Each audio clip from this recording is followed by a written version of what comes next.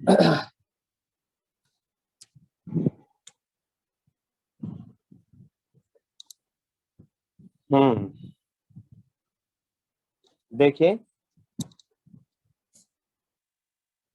SC Verma का question है आपका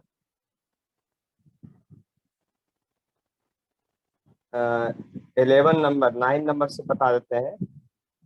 ऐसे एक नंबर क्वेश्चन हम पहले बतला चुके थे आप लोग को। तो देखिए 9 नंबर क्वेश्चन भी बहुत आसान है, वो भी बतला चुके हैं, लेकिन आप लोग को ध्यान नहीं रहा होगा, है ना। देखिए क्वेश्चन क्या है 9 नंबर में, estimate the number of electron in 100 gram of water. Question में है एससी वर्मा का 9 नंबर प्रॉब्लम जो है, कहता 100 ग्राम वाटर में कितना इलेक्ट्रॉन होगा ये बताइए। Estimate the number of electron in 100 gram of water, how much total negative charge on this electron. उस इलेक्ट्रॉन पर टोटल नेगेटिव चार्ज कितना होगा ये भी बतलाना है। तो देखिए बात समझ लीजिए, बहुत आसान सा है, ज्यादा कुछ यहाँ कष्ट नहीं होने वाला है। मास ऑफ वाटर जो दिया हुआ है आपका 100 ग्राम है, इसका मतलब मास ऑफ वाटर जो है 100 ग्राम है। मास ऑफ वाटर जो है आपका दिया हुआ है 100 ग्राम। मास ऑफ वाटर जो दिया हुआ है वह 100 ग्राम है। देखिए गौर से देखिएगा, इसमें बात समझने की कोशिश कीजिएगा तो ज्यादा कोई कष्ट नहीं होगा। यहाँ पर देख लीजिए, आप सबसे पहले नंबर ऑफ वाटर मॉलिक्यूल निकालेंगे, प्रोसेस है इक्वल टू 100/18 ग्राम हो जाएगा। Number water, number of mole of water निकालेंगे, है ना। Number of mole of water, number of mole of water यानी H2O लिख देते हैं शॉर्ट में। नंबर ऑफ वाटर मॉलिक्यूल जब निकालेंगे तो एवोगाड्रो नंबर से मल्टीप्लाई करना पड़ेगा आपको, उसमें 100/18 इंटू 6.023 इंटू 10⁻23। देख लीजिए, है ना। यानी कि मास ऑफ वाटर से सबसे पहले मोल में जाना है, फिर मोल से आपको जाना है आपको नंबर ऑफ वाटर मॉलिक्यूल में, फिर लिखेंगे कि मैं जानता हूं, यानी वी नो दैट, क्या जानते हैं, in 1H2O number of electron equal to 10 होता है एक मोलिकुल में। क्योंकि याद कीजिए वाटर मोलिकुल H2O का स्ट्रक्चर इस तरह से होता है, ये हाइड्रोजन है, ये हाइड्रोजन है, ऑक्सीजन है। इसमें एक इलेक्ट्रॉन एक प्रोटॉन होता है, एक इलेक्ट्रॉन एक प्रोटॉन होता है। इसमें 8 इलेक्ट्रॉन और 8 प्रोटॉन होता है। तो वाटर मोलिकुल में H2O मतलब ऑक्सीजन एक, 2 हाइड्रोजन, तो टोटल देखिए नंबर ऑफ प्रोटॉन भी 10 होता है, नंबर ऑफ इलेक्ट्रॉन भी 10 होता है आपका। इस बात को समझ लीजिए अच्छी तरह से। अब देखिए total number of electron in 100 gram of water जब निकालेंगे, total number of electron, total number of electron in 100 gram of water जब निकालने चलेंगे आप, तो क्या लिखेंगे आप खुद सोचिए, क्या लिखेंगे। यहाँ पर नंबर ऑफ वाटर मोलिकुल आ गया था, तो आप लिखेंगे 6.023/18, और देखिए पावर हो गया था 10⁻25 और इंटू 10, ये हो गया। तो ये हुआ टोटल नंबर ऑफ इलेक्ट्रॉन हो गया आपका।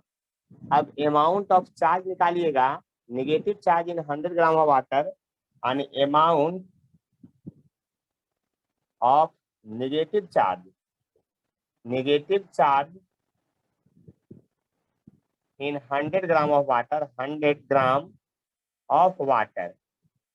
तो क्या होगा, negative charge in 100 gram of water जब चलिएगा तब क्या होगा, इस बात को समझ लीजिए। 100 gram of water, amount of negative charge in 100 gram of water, तो आप लिखेंगे Q बराबर N ही होता है, तो number of electron I into E कीजिएगा, तो आप खुद समझ लीजिए कि क्या होगा। अब आने के चार्ज बराबर जो हो जाएगा आपका 6.023 by 18 10 to पावर 26 1.6 गुने 10 to पावर -19 इतना कूलम नेगेटिव चार्ज आपका एग्जिस्ट करेगा। आप समझ सकते हैं बात को।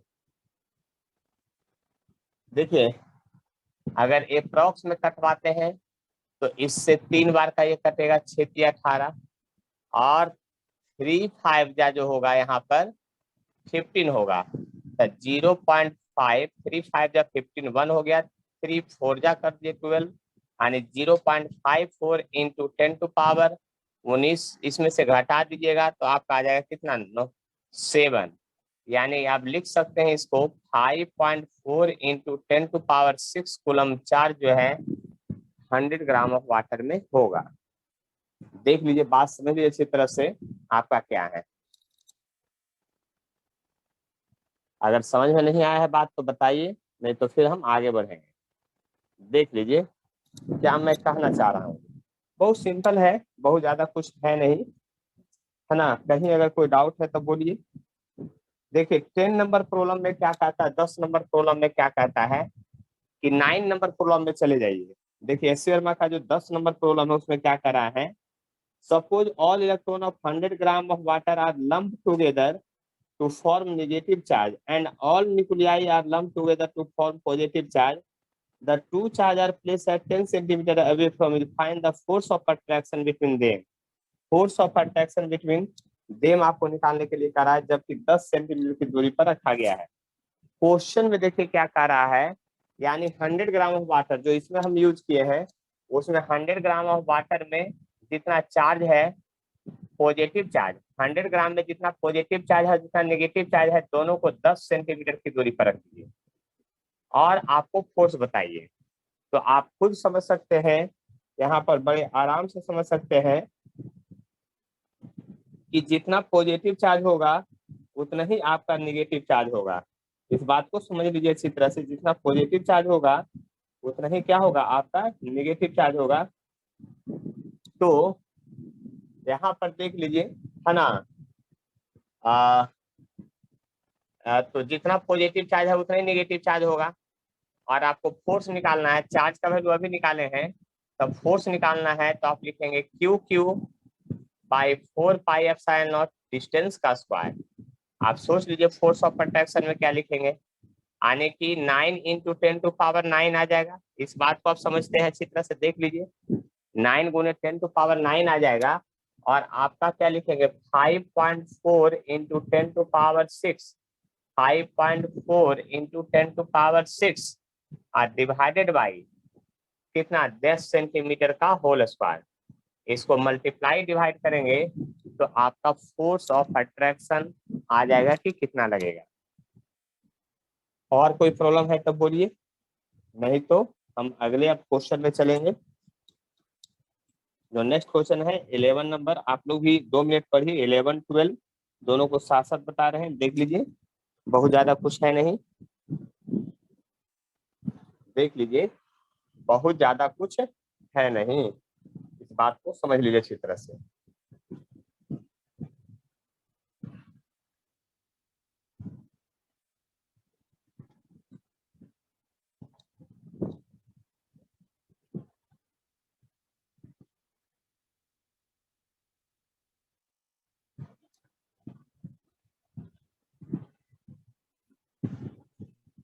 देख लीजिए बहुत ज्यादा कुछ भी नहीं है, बिल्कुल आसान है, आप बहुत आसान है, देख सकते हैं इसमें। देखिए 11 नंबर क्वेश्चन में क्या कह रहा है उसको देखिए। एससी वर्मा 11 नंबर क्वेश्चन जो है आपका इलेक्ट्रोस्टैट का पेज नंबर 121 क्वेश्चन कर रहा है आपका, consider a gold nucleus to be a sphere of radius 6.9 fermi. Gold nucleus का जो स्फीयर है उसका रेडियस जो है आपका दिया हुआ है 6.9 फर्मी दिया हुआ है, यानी इसका रेडियस जो दिया हुआ है ना, रेडियस वो 6.9 फर्मी दिया हुआ है। एफएम मतलब 10 टू पावर -15 मीटर दिया हुआ है। अब कहता है उसमें न्यूट्रॉन प्रोटॉन सब जगह, तब find force of repulsion between two proton situated largest separation. तो दो प्रोटोन लार्जेस्ट सेपरेशन पर कहाँ हो सकता है, या डायमेट्रिकली अपोजिट पॉइंट पर हो सकता है, जहां भी रखिएगा। आगे एक प्रोटोन यहाँ है, दूसरा प्रोटोन यहाँ है, तो आपको फोर्स ऑफ रिपल्सन पूछा है क्या होगा, तो आप यही लिखेंगे क्यू क्यू बाई 4πε0 डिस्टेंस का स्क्वायर। तो आप लिखेंगे क्या, 9 × 10⁹ देख लीजिए ध्यान से। और चार्ज दो बार, तो प्रोटोन पर चार्ज होता है 1.6 × 10⁻⁻19, ये दो बार लिखिए या इसको स्क्वायर कीजिए, बात बराबर है। डिस्टेंस है तो इसमें डायमीटर लेना पड़ेगा, यानी इसका दुगना करके लेना पड़ेगा। तो दुगना कीजिएगा तो 9 दूनी 18, 12 1 13 गुने 10⁻⁻15 का होल स्क्वायर। देख लीजिए बात ध्यान से। अब इसको तो आप गुना भाग कर सकते हैं ना, कि नहीं कर सकते हैं, ये सब आराम से हो जाएगा आपका, देख लीजिए, है ना। इतना न्यूटन आपका फोर्स आएगा, थोड़ा बहुत आपको भी मेहनत करना चाहिए। अब देखिए 12 नंबर क्वेश्चन में क्या कहता है उसको समझिए। कहता है two insulating a small sphere are rubbed against each other and placed 1 centimeter apart. If they attract each other with a force of 0.1 Newton, how many electrons their transfer from one sphere to? देखिए ध्यान से समझिएगा, question बहुत simple दिया हुआ है। Question में कह रहा है आपको कि दो स्फीयर है, यानी दो ऑब्जेक्ट को क्या किए हैं, क्वेश्चन में कह रहा है सिंपली दो, जैसे दो, एक रेड पेन एक ब्लैक पेन है मेरे पास, देख लीजिए, दोनों के पहले न्यूट्रल है, दोनों को रब कर दीजिए। तो रब कीजिएगा तो एक पर पॉजिटिव चार्ज मान लिया आ गया रेड पर, और ब्लैक पर नेगेटिव चार्ज आ गया। अगर उस पर जब आ गया नेगेटिव पॉजिटिव, तो बात समझिए, अब दोनों को रखिएगा तो हर में अट्रैक्शन फोर्स लगेगा, क्योंकि रब करने के बाद एक पर पॉजिटिव चार्ज डेवलप होगा, दूसरे पर नेगेटिव डेवलप होगा।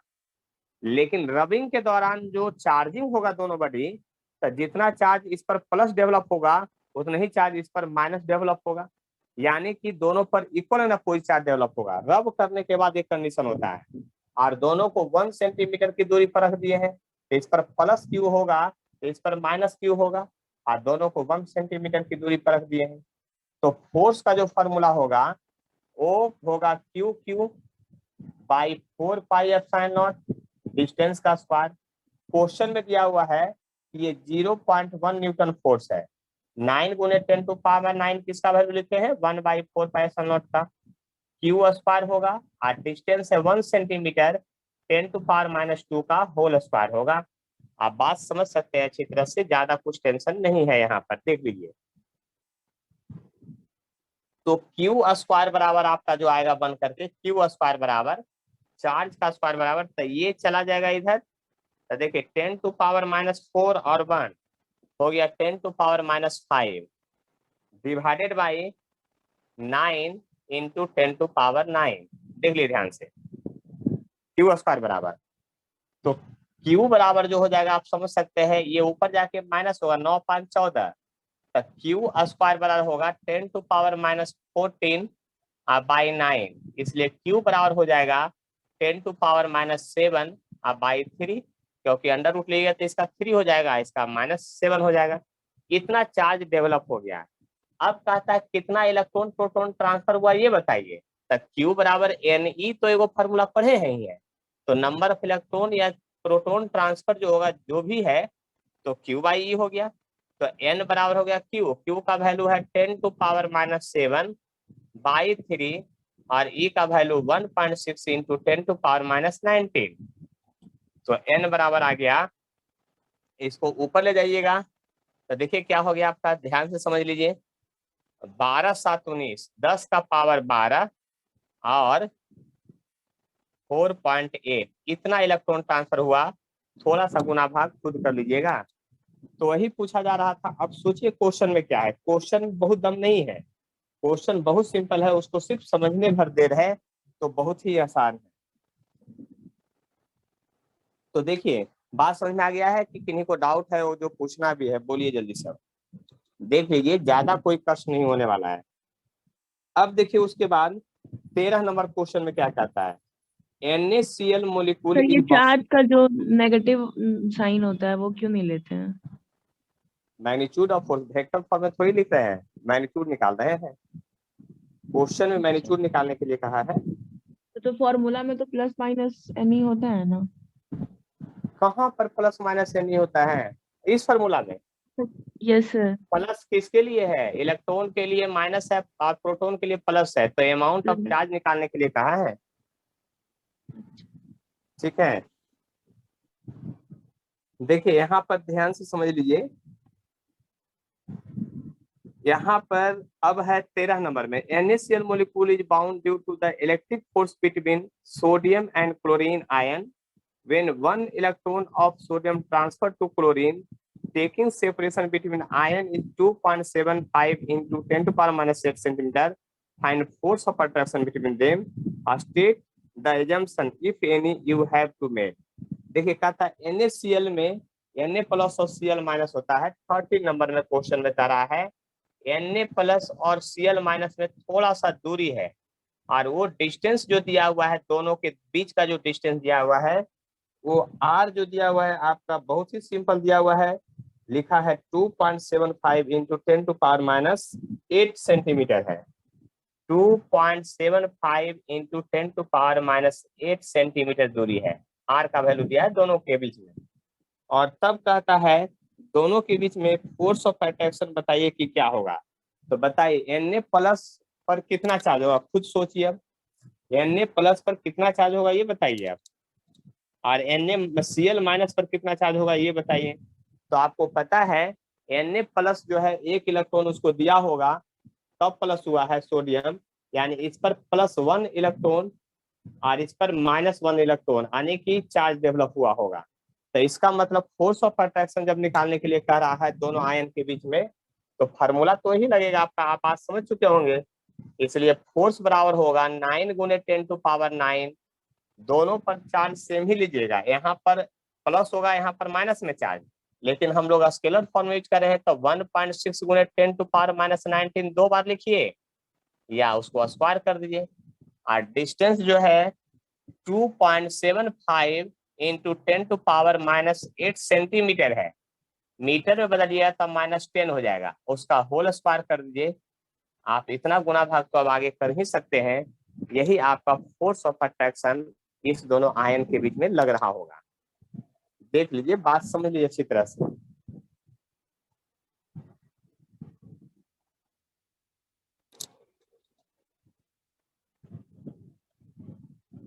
देख लीजिए, बात समझ लीजिए क्या है यहाँ पर जो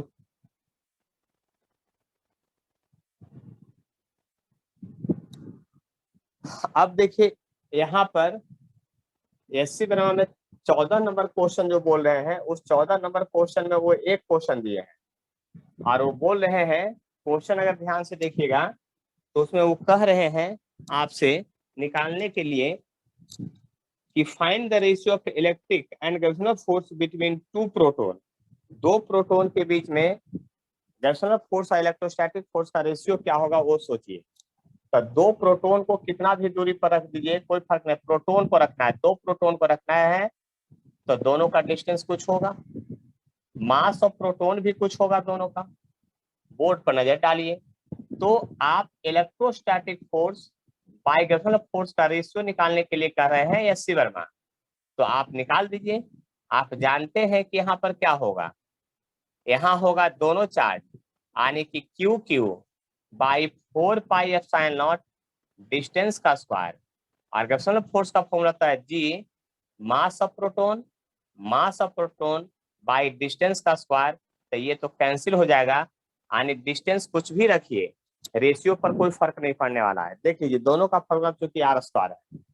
अब अगर वैल्यू पुट करते हैं तो वैल्यू तो पुट करेंगे, gravitational force electrostatic force by gravitational force का रेशियो निकाल रहे हैं, यानी कि आप सोच लीजिए 1/4πε का वैल्यू 9 गुने 10 टू पावर 9 होता है, प्रोटॉन पर चार्ज होता है 1.6 गुने 10 टू पावर माइनस 19, दो बार लिखने से अच्छा है तो उसको स्क्वायर में लिख दीजिए डिवाइडेड बाई ग्रेविटेशनल फील्ड का जो वैल्यू होता है जी का कैपिटल जी का 6.67 इंटू 10 टू पावर माइनस 11 होता है।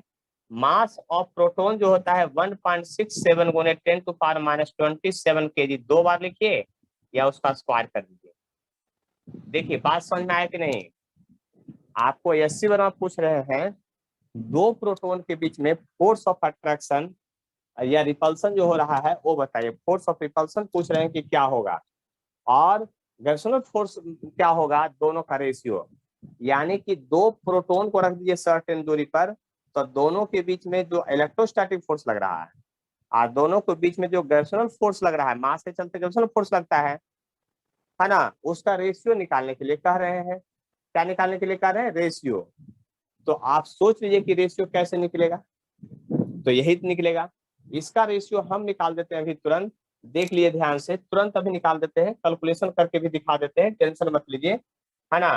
तो टेंशन नहीं लीजिएगा, तो ऊपर हो जाएगा 9 और 2.56 और इंटू 10 का पावर 19 दूनी 38, 38 में से 9 चला गया, कितना हो जाएगा? 29, माइनस में डिवाइडेड बाई, देखिए 6.67 और इंटू 1.67 और 1.67 और 10 का पावर ले जाना है, कितना होगा 10 का पावर देख लीजिए, 27 दूना 54 और 11 65, देख लीजिए 54 और 11 65 यानी 65 माइनस में हो गया। यहाँ इसको ऊपर ले जाइए, देख लीजिए इसको ऊपर ले जाइए, तो आप जरा गुना भाग करिएगा ध्यान से, तो 9 2.56 है ना, 6.67 1.67 1.67 और पावर जो टोटल हो गया सब मिला करके ऊपर में जा करके 65 में से 29 घटा दीजिए, क्योंकि 65 ऊपर जाके आपका प्लस हो जाएगा और उसमें 29 घटाना है। कितना रहा है देख लीजिए ध्यान से, 36, देख लीजिए कितना रहा है, 36 आ रहा है, 10 का पावर इधर 36 जा रहा है, देख लीजिए ध्यान से। और इसको जब मल्टीप्लाई करेंगे तो ये 18 से ज्यादा है, इसको स्क्वायर करेंगे तो 16 का स्क्वायर जो होता है 2.56 होता है, आने इधर 7 भी ले लीजिएगा तो 18 से कम आएगा, यानी रेशियो लीजिएगा तो उधर कटने छटने के बाद ज्यादा वैल्यू नहीं आ रहा है। इस बात को आप समझ सकते हैं ध्यान से अच्छी तरह से, है ना। यहाँ जो है ज्यादा नहीं, सब हमको लगता है काटने छाटने के बाद जो है आपका ज्यादा कोई बड़ा वैल्यू नहीं आएगा, 1.2 या 1.3 के समथिंग आएगा, यानी आप इसको लिख सकते हैं 1.23 इंटू 10 टू पावर 36 टाइम्स बड़ा है, यूनिट नहीं होगा इसका। यानी आप कह सकते हैं, देखिए ध्यान से, आप कह सकते हैं यहाँ प्रूफ हो गया है कि इलेक्ट्रोस्टैटिक फोर्स जो है आपका, इलेक्ट्रोस्टैटिक जो फोर्स है आपका वो बहुत ही लार्जर फोर्स है, बहुत बड़ा फोर्स है, या बहुत बड़ा फोर्स है। इसका मतलब इलेक्ट्रोस्टैटिक फोर्स जो है ग्रेविटेशनल फील्ड से 10 का पावर 36 गुना बड़ा है। कितना बड़ा है? 10 का पावर 36 गुना बड़ा है। इस बात को आप समझ लीजिए अच्छी तरह से, बात समझ लीजिए अच्छी तरह से हम क्या कहना चाह रहे हैं। 10 टू पावर 36 टाइम्स क्या है आपका? ग्रेटर है। इस बात को समझ लीजिए अच्छी तरह से, 10 टू पावर 36 टाइम्स ग्रेटर है। आप समझ सकते हैं बात को अच्छी तरह से हम क्या कहना चाह रहे हैं। कोई पूछना है तो बोलिए जल्दी सब, देख लीजिए, बात समझ लीजिए अच्छी तरह से, और कुछ पूछना है तो हमको बतलाइए। ये 14 नंबर क्वेश्चन, और देखिए आप पढ़े होंगे केमिस्ट्री में भी, क्या सबसे ज्यादा फोर्स किसके बीच एग्जिस्ट करता है? तो न्यूक्लियर फोर्स सबसे स्ट्रॉन्गेस्ट फोर्स होता है, उसका इलेक्ट्रोस्टैटिक फोर्स होता है, ऐसा आप रेंज पढ़े होंगे। और देखिए ग्रेविटेशनल फोर्स उससे बहुत कम होता है, इलेक्ट्रोस्टैटिक फोर्स देख लीजिए कितना टाइम्स ग्रेटर है यहाँ पर दो प्रोटॉन के बीच में, है ना। ग्रेविटेशनल फोर्स से न्यूक्लियर फोर्स जो है ना इससे भी ज्यादा ताकतवर होता है, लगभग 10 लाख गुना, यानी इलेक्ट्रोस्टैटिक फोर्स से भी ज्यादा ताकतवर होता है आपका कौन? न्यूक्लियर फोर्स होता है। तो आप समझ सकते हैं कि यहाँ पर किस तरह से होगा। तो देखिए आपको जो अगला क्वेश्चन है रेशियो रख नहीं है, हम सिंपली आपको दे रहे हैं, है ना।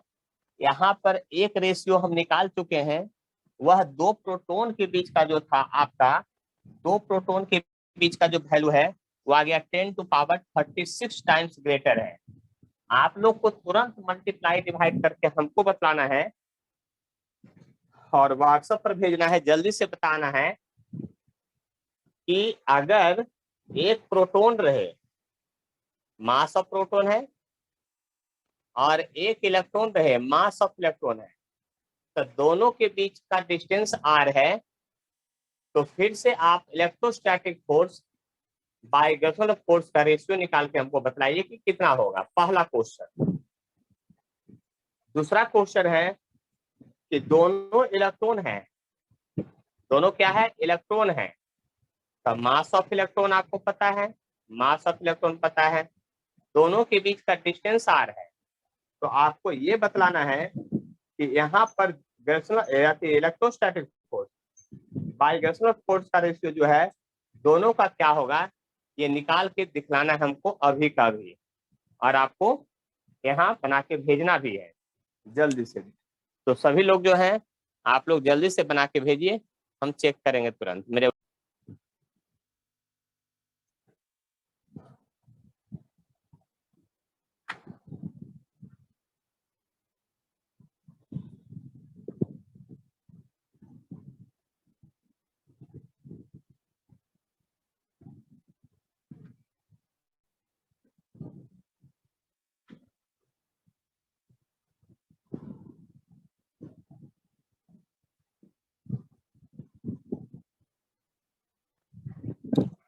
देखिए हम बता देते हैं, टेंशन मत लीजिए किसका क्या होने वाला है। जॉनसन एक प्रॉक्स में तो तुरंत निकल जाता है, बोर्ड पर नजर डालिए।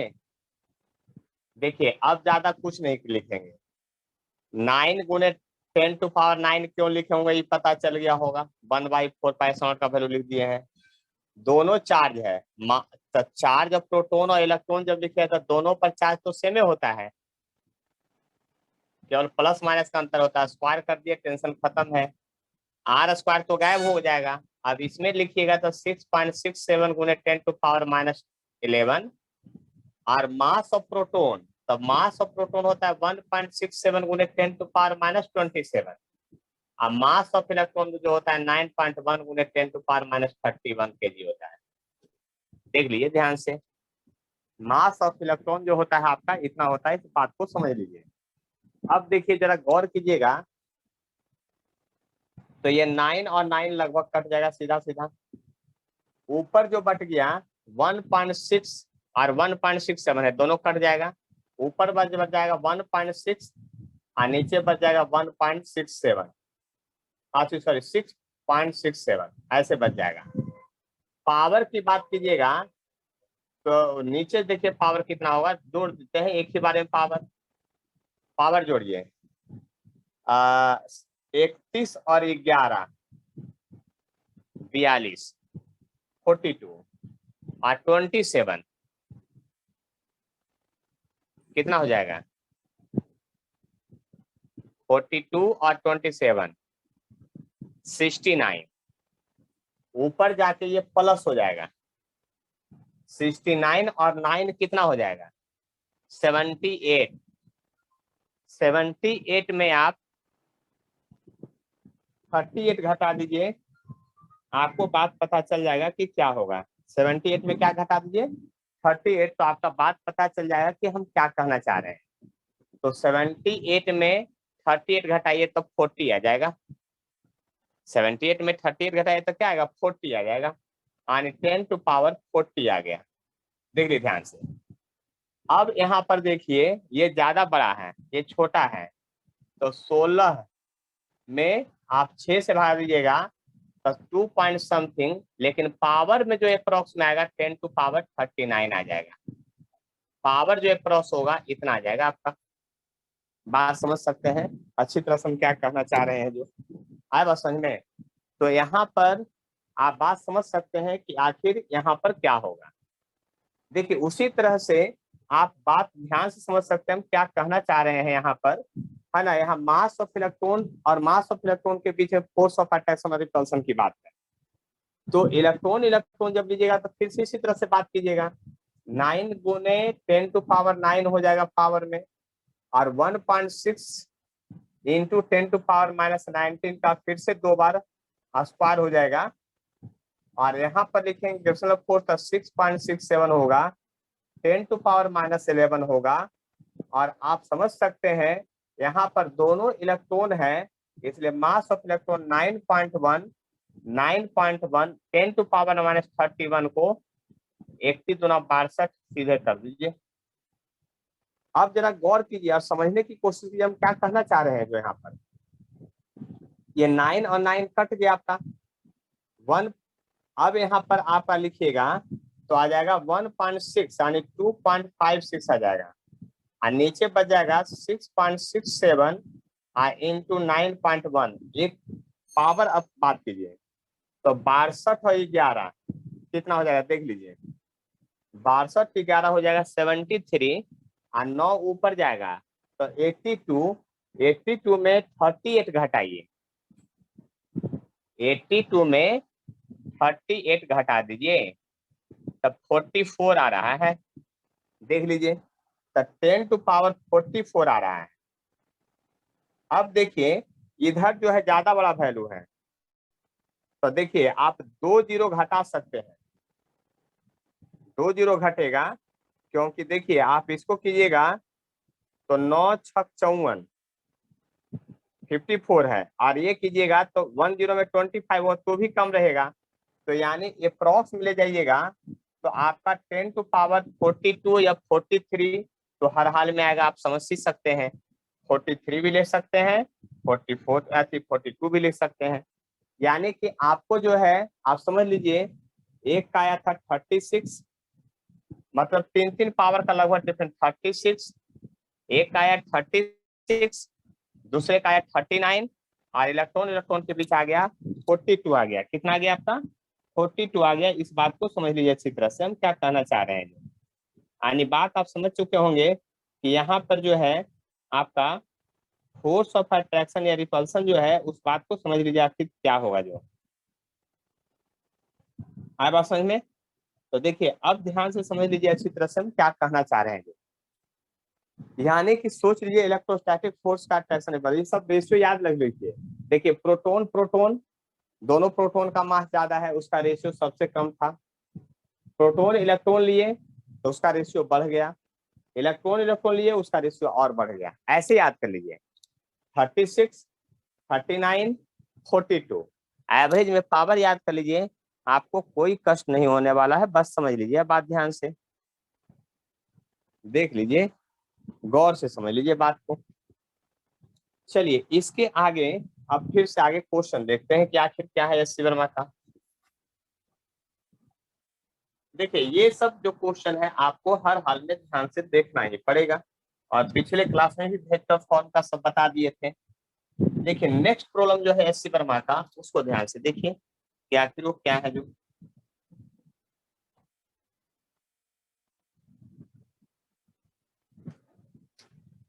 देखिए नेक्स्ट प्रॉब्लम जो था आपका 15 नंबर क्वेश्चन था, 15 नंबर क्वेश्चन है एस.सी. वर्मा का, 15 नंबर प्रॉब्लम है, देख लीजिए ध्यान से। तो 15 नंबर जो प्रॉब्लम है उसको अगर देखिएगा तो कहता है suppose an attractive nuclear force act between two proton which may be written as, आने की फोर्स न्यूक्लियर फोर्स का फॉर्मूला दिया है।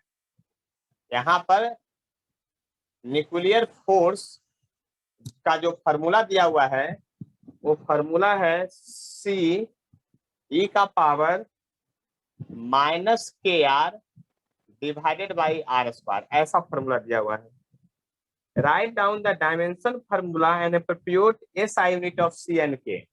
C और K का यूनिट और डायमेंशन लिखना है कि क्या होगा। तो आपको पता है प्रिंसिपल ऑफ होमोजेनिटी में 11th क्लास में हम लोग पढ़ते हैं कि एक्सपोनेंट का डायमेंशन 0 होता है, तो आप लिख सकते हैं कि डायमेंशन ऑफ E का पावर -KR इक्वल टू 0। आज 0 डायमेंशन का मतलब 0 नहीं होता है, पावर डायमेंशन का मतलब होता है पावर, ऐसा 0। इसलिए डायमेंशन ऑफ के आर बराबर भी 0 होगा, क्योंकि जब वही 0 है तो ये भी 0 होगा। और डायमेंशन पावर 0 का मतलब 1 होता है, इसका मतलब वैल्यू क्या हो जाता है, 1 हो जाता है। तो आप बताइए डायमेंशन ऑफ के बराबर क्या होगा, 1/r, और r का डायमेंशन लेंथ का तो l होता है, l -1 होगा, यानी k का डायमेंशन l -1 होगा। और SI यूनिट ऑफ k जो होगा, आप क्या लिखेंगे, SI unit of k is metre inverse हो जाएगा। जब इसका डायमेंशन 0 है तो C का डायमेंशन निकालिएगा। तो डायमेंशन ऑफ C/r, इसका तो 0 था, तो C/r² equal to dimension of force हो जाएगा। तब फोर्स का डायमेंशन होता है MLT-2 होता है फोर्स का डायमेंशन। इसलिए डायमेंशन ऑफ C जब लिखिएगा तो इससे गुना होगा, तो L² है, तो हो गया ML³ T-2। और अगर SI यूनिट ऑफ C की बात कोई करेगा तो ये तो न्यूटन था, और मीटर स्क्वायर, तो न्यूटन मीटर स्क्वायर हो जाएगा। इस बात को समझ लीजिए अच्छी तरह से, 11th क्लास का था ये। अब कहता है सपोज के का वैल्यू अगर 1 फर्मी इनवर्स हो जाए and that repulsive electrostatic force between proton is just balanced by attractive nuclear force when they are separation of 5 fermi, find the value of C. देखिए क्वेश्चन कितना अच्छा है उसको समझिए। अब एस वर्मा सेकेंड पार्ट में कह रहे हैं कि न्यूक्लियस के अंदर जो अट्रैक्टिव फोर्स है, आने की, ये देखिए ध्यान से समझिएगा, न्यूक्लियर फोर्स अट्रैक्टिव फोर्स है, आने एक दूसरे को खींच रहा है, ये न्यूक्लियर फोर्स है, न्यूक्लियर फोर्स अट्रैक्टिव है। लेकिन प्रोटॉन प्रोटॉन के बीच में जो लगेगा इलेक्ट्रोस्टैटिक फोर्स वो रिपल्सिव होगा। तो इलेक्ट्रोस्टैटिक फोर्स, इस इलेक्ट्रोस्टैटिक फोर्स को ओवरकम कौन कर रहा है, न्यूक्लियर फोर्स। यानी याद कीजिए हम न्यूक्लियर पहले ही पढ़ा दिए हैं, तो आप लोग को याद भी होगा कि nuclear force attractive in nature होता है। तो अकॉर्डिंग टू क्वेश्चन प्रश्न अनुसार ये कह रहा जा रहा है कि न्यूक्लियर फोर्स जो है इलेक्ट्रोस्टैटिक फोर्स से बैलेंस है। यानी आप लिख सकते हैं QQ/4πε0 डिस्टेंस का स्क्वायर बैलेंस्ड है CE⁻⁻KR डिवाइडेड बाई R² से। क्वेश्चन में कहा कि न्यूक्लियर फोर्स जो है इलेक्ट्रोस्टैटिक फोर्स से क्या है, बैलेंस है। अब देखिए जरा गौर से देखिएगा, तो R² तो गायब हो गया, इसका वैल्यू 9 × 10⁹ होता है, और चार्ज का जो वैल्यू होता है वो 1.6 × 10⁻⁻19 का होल स्क्वायर होगा। ये बात पता चल गया है। R² तो कट ही गया था, C का वैल्यू निकालना है, E माइनस, और K का वैल्यू देखिए 1 फर्मी इनवर्स दिया हुआ है, और सेपरेशन R का वैल्यू जो है आपका 5 फर्मी दिया हुआ है। तो इसका मतलब 5 फर्मी, फर्मी कट गया, यहाँ 5 बच गया। यानी C बराबर जब लिखिएगा तो 9 2.5 से किसका स्क्वायर कीजिएगा, और इसको जब लिखिएगा तो 38 में से 9 चला जाएगा, 29 माइनस में बचेगा, और डिवाइडेड बाई E का पावर -5 हो जाएगा। ये ऊपर जाएगा तो C बराबर क्या लिखिएगा, 9 × 2.56 और इंटू 10 टू पावर जो है आपका -29। और देखिए ये ऊपर जब जाएगा तो ये पावर प्लस में हो जाएगा, लेकिन E का जो वैल्यू होता है आपका ये होता है 2.71, और E का वैल्यू जो है ये पावर 5 होगा। यानी आपको अब बिना कैलकुलेटर से गुना भाग नहीं होगा, ठीक है। 2.75 इंटू क्या होगा वो बात समझ लीजिए अच्छी तरह से।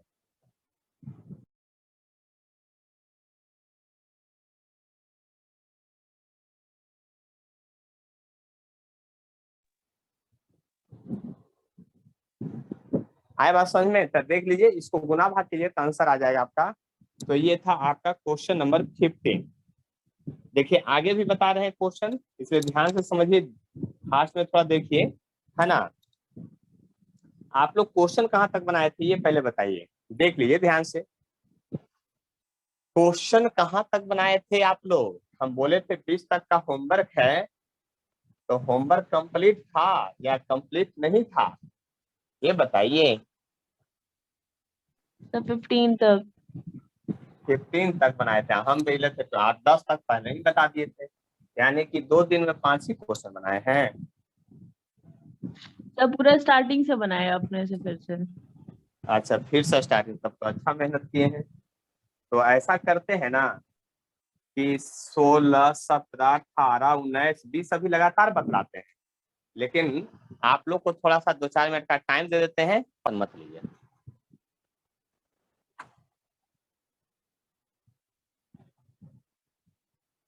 देखिए क्वेश्चन जो है यहाँ पर, उसको बात को समझिएगा ध्यान से। यहाँ पर देखिए 16 नंबर क्वेश्चन क्या है उसको ध्यान से देखिए। कहता है 3 equal charge 2 into 10⁻⁶ coulomb etch held fix eight 3 corner of equilateral triangle of side 5 centimetre. देखिए तो ये वाला क्वेश्चन तो हम पहले ही बता दिए हैं, आप समझ लीजिए। इक्विलैटरल ट्रायंगल है और उसके वर्टेक्स पर जो है 3 वो इक्वल इक्वल चार्ज रखा हुआ है ना। और वर्टेक्स का पर चार्ज जो है वो भी value the coulombic force by one of the charge due to two other. 2 charge के चलते एक पर फोर्स क्या होगा। तो आपको पता है कि ये फोर्स ऐसे होगा F। ये भी पता है कि रिजल्टेंट जो हो जाएगा आपका √3F हो जाएगा, पिछले क्लास में ही सब डिस्कशन किए थे। तो बाकी तो आपको वैल्यू निकालना है, तो आप खुद सोच लीजिए रिजल्टेंट फोर्स जो हो जाएगा आपका √3 हो जाएगा, और 9 गुने 10⁻⁹ हो जाएगा। चार्ज जो है आपका क्या है 2 into 10⁻⁻⁶, 2 बार दिखाएगा, तो 2 बार मत लिखिए, उसको स्क्वायर कर लीजिए और डिवाइड बाई डिस्टेंस, यानी कि आपका डिस्टेंस जो दिया हुआ है 5 सेंटीमीटर, यानी 5 गुने 10⁻⁻2 का होल स्क्वायर। आपको गुना भाग करने आता है, आंसर यहाँ से आ जाएगा। 17 नंबर क्वेश्चन देखिए क्या कहता है। 4 इक्वल चार्ज इतना each field at 4 corner of square find the coulombic force by one of the charge due to rest 3। देखिए ये भी क्वेश्चन बताए हुए थे। स्क्वायर पर 4 को चार्ज रखा हुआ है, चारों इक्वल इक्वल चार्ज है, ऐसा क्वेश्चन में कह रहे हैं। कहते हैं किसी एक पर नेट फोर्स बताइए, तो इस पर फोर्स इधर, इस पर फोर्स इधर, F होगा। लेकिन इधर वाला जो फोर्स होगा वो F नहीं होगा, वो अलग कोई फोर्स होगा। क्यों? क्योंकि डिस्टेंस अलग है।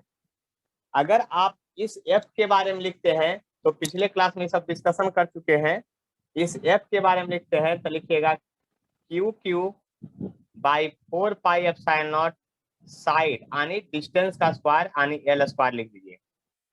लेकिन जब इसका फोर्स लिखिएगा तो QQ बाई 4πε0 डिस्टेंस यहाँ से यहाँ तक का बीच होगा √2L, तो √2L का होल स्क्वायर लिखिएगा।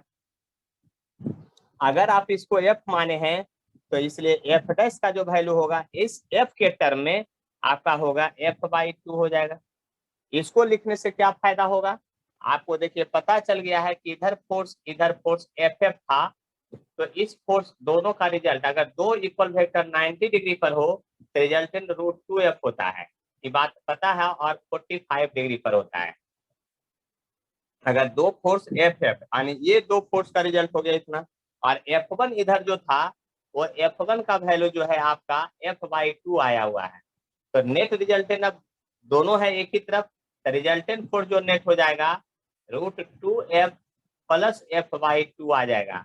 आप F कॉमन ले लीजिए तो आपको पता चल जाएगा कि यहाँ से √2 आप प्लस 1/2 आ गया। अब F का वैल्यू यहाँ से पता है, तो F रिजल्टेंट जो हो जाएगा आपका QQ बाई 4πε0 डिस्टेंस का स्क्वायर हो गया, और हो गया √2 प्लस 1/2। आपका ये भी क्वेश्चन पिछले क्लास में करवा दिए हैं, देख लीजिए। अब न्यूमेरिकल वैल्यू रखना सिर्फ आप लोग के लिए बाकी रह गया है, न्यूमेरिकल वैल्यू भी रख देते हैं। यहाँ भी चार्ज जो है आपका 2 गुने 10⁻⁻6 है, यानी FR बड़ा लिखिएगा 9 गुने 10⁻9, ये 1/4। चार्ज जो है 2 into 10⁻6 है, आइए 2 बार है इसलिए स्क्वायर कर दीजिए। और साइड ऑफ जो क्यूब था स्क्वायर, सॉरी साइड ऑफ जो स्क्वायर था वो 5 सेंटीमीटर है फिर से, तो 5 गुने 10⁻2 का होल स्क्वायर लिखिएगा। और आपका √2 + 1/2 यहाँ भी होगा। अब इन सभी को इतना गुना भाग तो आप कर ही सकते हैं, है ना, क्योंकि इतना तो करना ही पड़ेगा आप लोग को हर हाल में। देखिए 18 नंबर क्वेश्चन में आ जाइए। क्वेश्चन को देखिए ध्यान से, ज्यादा कुछ नहीं है, क्वेश्चन को थोड़ा समझना ही पड़ेगा आपको हर हाल में। Hydrogen atom contain 1 proton and 1 electron, it may be assumed that electron revolve in a circular radius of angstrom. आपको पता है कि हाइड्रोजन एटम में एक प्रोटॉन होता है सेंटर पर, उसके चारों तरफ इलेक्ट्रॉन जो है चक्कर मारते रहता है, इलेक्ट्रॉन जो है घूमते रहता है, ये बात पता है। तो घूमता है तो यहाँ सर्कुलर मोशन का इफेक्ट होगा, mv²/r एगो फोर्स लगेगा इस पर, और एक इलेक्ट्रोस्टैटिक फोर्स खींच रहा होगा ये बैलेंस करने के लिए, ये सेंट्रीफ्यूगल फोर्स सर्कुलर मोशन का इफेक्ट लगाइए, यानी कि इलेक्ट्रोस्टैटिक फोर्स बैलेंस हो रहा है किससे, आपका mv²/r से।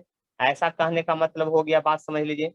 आप जब समझ लीजिएगा तो यहाँ लिखिएगा Q1 Q2 /4πε0 डिस्टेंस का स्क्वायर और mv²/r लिखिएगा ऐसा।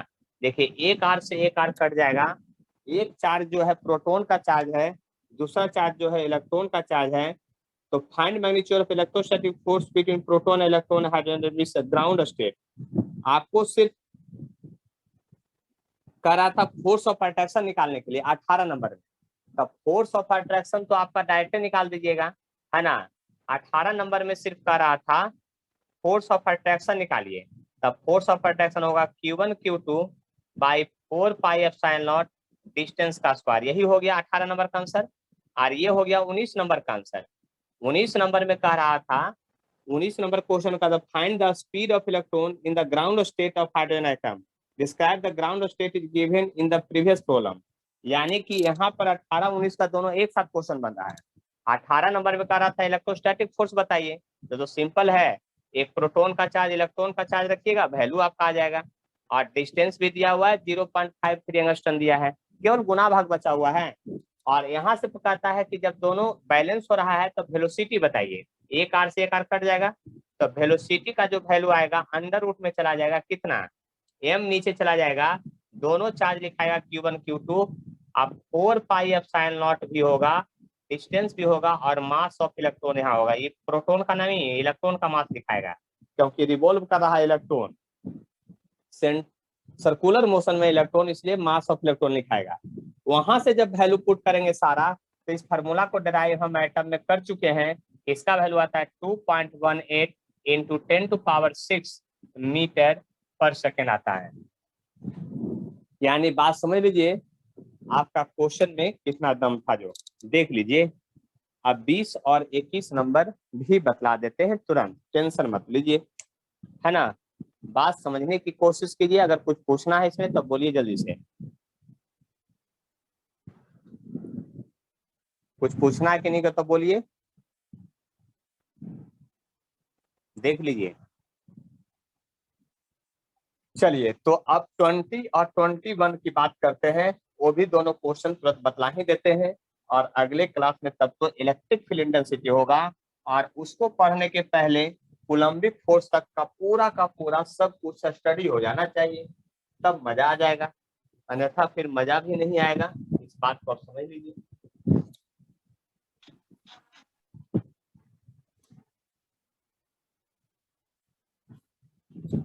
देख लीजिए, बात समझ लीजिए इसी तरह से, ठीक है। एकदम उसको पढ़ ही लेना है, हर हाल में छोड़ना नहीं है किसी भी कंडीशन में। देखिए 20 नंबर क्वेश्चन लाजवाब क्वेश्चन है, बात समझ लीजिए। कहता है कि 10 positive charge particle kept at a distance x = 10 centimetre इतना, फर्स्ट चार्ज इतना, और सेंटर पर 1 कूलम चार्ज रखा हुआ है। मतलब कि यहाँ से आपको ये काम करना है। यहाँ ऑरिजिन है, ये 10 सेंटीमीटर लिखा हुआ है, ये 20 सेंटीमीटर लिखा हुआ है, ये 30 सेंटीमीटर लिखा हुआ है, उसी तरह से dash dash dash dash dash dash 100 centimetre लिखा हुआ है कहीं जाके। और जीन पर जो चार्ज है, यहाँ पर 1 कूलम चार्ज रखा हुआ है। कितना कूलम है, 1 कूलम चार्ज है, ये क्वेश्चन में कह रहे हैं सी वर्मा। उसके बाद कहते हैं 10 सेंटीमीटर जहाँ लिखा हुआ है वहां पर चार्ज है, जहाँ 10 सेंटीमीटर लिखा 1 × 10⁻⁸ कूलम चार्ज है, ऐसा लिख रहे हैं सी वर्मा।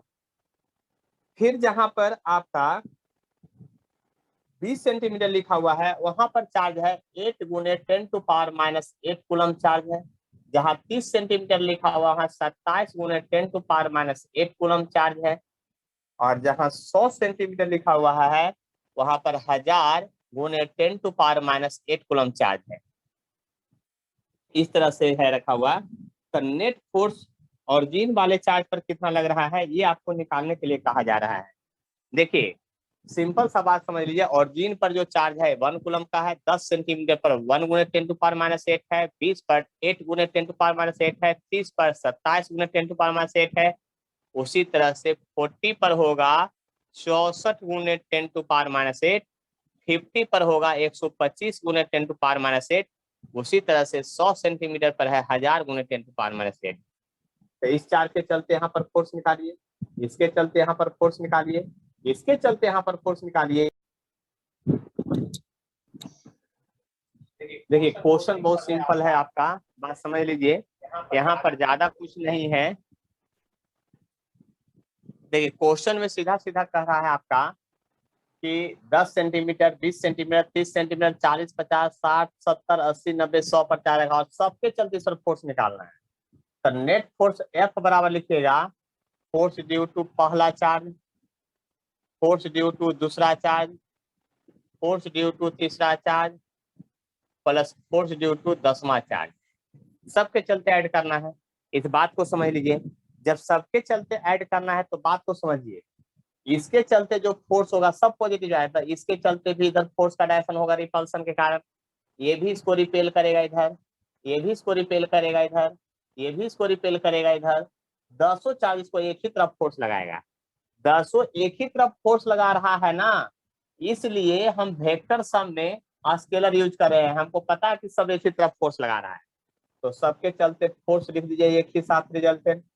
क्या लिखिएगा, आपको फॉर्मूला पता है कि 1/4πε0 तो सब में कॉमन आएगा, और अंदर में इसके बीच लिखेगा तो 1 कूलम है, 1 इसके चलते तो 1 कूलम भी सबका कॉमन हो जाएगा। लेकिन लिखाएगा क्या, 1 गुने 10⁻⁻8 बाई 0.1 का होल स्क्वायर। इसका क्या लिखाएगा, 8 गुने 10⁻⁻8 0.2 का होल स्क्वायर, 27 गुने 10⁻⁻8 0.3 का whole square, dash dash dash पूरा लिखाएगा। फिर लिखाएगा 1000 गुने 10⁻⁻8 और डिवाइडेड बाई 1 का स्क्वायर। ऐसे अब आपको पता है यहाँ 0.1 सबसे कॉमन लेकर स्क्वायर बाहर निकालिएगा तो वैल्यू क्या होगा, इसका वैल्यू होगा 9 गुने 10⁻9 ऊपर, और इसका वैल्यू होगा 10⁻2, और तब यहाँ से बचेगा ये 10⁻8 भी कॉमन लीजिए, सब में ऊपर 10⁻8 है, तो ब्रैकेट के अंदर यहाँ बचेगा 1। ये 2 दूनी 4 बच गया तो 2 हो जाएगा, ये 3 तिया 9 तो ये 3 हो जाएगा। उसी तरह से सम 10 हो जाएगा यहाँ पर। अब आपको पता है कि क्या होगा, ये ऊपर ले जाए तो ये 11 हो जाएगा, तो F इक्वल टू होगा 9 गुने 10 टू पावर, ये 11 में से 8 जाएगा तो 3 पावर आएगा। और आपको पता है 1 से 10 तक जोड़ते हैं तो 55 आता है जोड़ जाड़ के, ये बात पता है कि नहीं। 1 से 10 तक का जोड़ का वैल्यू 55 होगा, 55 होता है। तो जब 55 होता है तो बात याद कर लीजिए, अब 9 पचे 45 हो गया, और 9 पचे 45 और 5 50 हो गया, इतना गुने 10 टू पावर 3 तो 5.05 इंटू 10 टू पावर 5 न्यूटन का फोर्स उस पर लग रहा है। इस बात को आप समझ लीजिए अच्छी तरह से।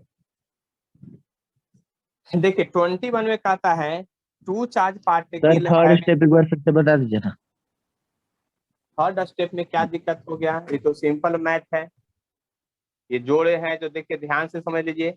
1/4πε0 का वैल्यू ऊपर जाएगा तो 9 गुने 10 टू पावर 9 होगा, 10 टू पावर -8 सब में था वो कॉमन ले लिए हैं, 0.1 सब में था उससे कॉमन लिए तो -2 स्क्वायर करके बाहर निकाल दिए।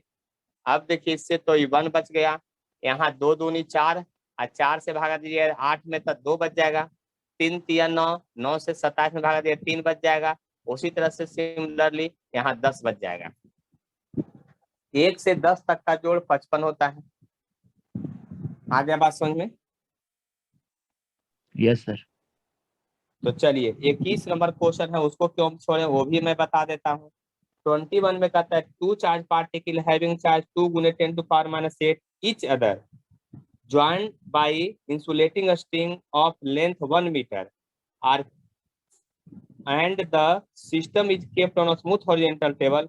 Find the tension in a string. देखिए 2 चार्ज है, स्मूथ टेबल है, स्मूथ टेबल पर 2 गो चार्ज रख दिए हैं, ऐसे 2 गो चार्ज है बड़ा सा। उस दोनों चार्ज पर, स्मूथ टेबल पर दोनों चार्ज रखिएगा, और दोनों चार्ज अगर लाइट हो तो ये वाला चार्ज उस पर इधर फोर्स लगाएगा और ये वाला चार्ज इस पर इधर फोर्स लगाएगा। दोनों एक दूसरे से दूर भागने लगेगा, और दोनों पर इक्वल चार्ज, दोनों दूर भागने लगा तो इसमें वो धागा बांध दीजिए, तो धागा में टेंशन डेवलप होगा, और दोनों पर सेम फोर्स लग रहा है, इसलिए सिस्टम इक्विलिब्रियम में आएगा। किसी एक चार्ज का एफबीडी स्टडी कीजिए, इधर फोर्स एफ है, इधर फोर्स टेंशन है, तो आपको पता चल गया कि टेंशन बराबर इलेक्ट्रोस्टैटिक फोर्स होगा, यानी कि होगा Q/4πε0 डिस्टेंस का स्क्वायर होगा। यानी बात समझ लीजिए, टेंशन का वैल्यू उसमें पूछ रहा है, तो फाइंड द टेंशन। तो अब आपको 1 मीटर की दूरी पर रखा गया था, ये बात समझ लीजिए। तो टेंशन का जो वैल्यू होगा 9 × 10⁻9 होगा। दोनों चार्ज जो है आपका, उसका वैल्यू दिया हुआ 2 × 10⁻8। तो 2 × 10⁻8 2 बार लिखिए या स्क्वायर कीजिए, बात बराबर है। डिस्टेंस 1 का स्क्वायर है। आपको पता चल गया कि 2 दूनी 4 और 9 चौके 36 हो गया ये। और पावर जोड़िए, 8 दूनी 16 में से 9 गया तो 10 का पावर -7 हो जाएगा, है ना। और आप लिख सकते हैं टेंशन बराबर 3.6 × 10⁻⁻6 न्यूटन। इतना टेंशन जो है आपको किस में, स्ट्रिंग में डेवलप हो रहा होगा। और कोई बताइए बात, देख लीजिए ध्यान से, समझ लीजिए बात को। कुछ पूछना है तब बोलिए, क्योंकि आज का सिलेबस कंसेप्ट यहीं पे समाप्त होता है। अगले क्लास में सीधा इलेक्ट्रिक फील्ड इंटेंसिटी चालू होगा। इलेक्ट्रिक फील्ड इंटेंसिटी क्या होता है वो चालू होगा, क्योंकि कूलम्ब्स लॉ में आपका बहुत सारा प्रॉब्लम हो गया है, ठीक है। और इतना अगर बना लेंगे तो हमें नहीं लगता है कि कोई भी एग्जाम में आपको कष्ट होने वाला है, ठीक है। तो मीटिंग को एंड करते हैं।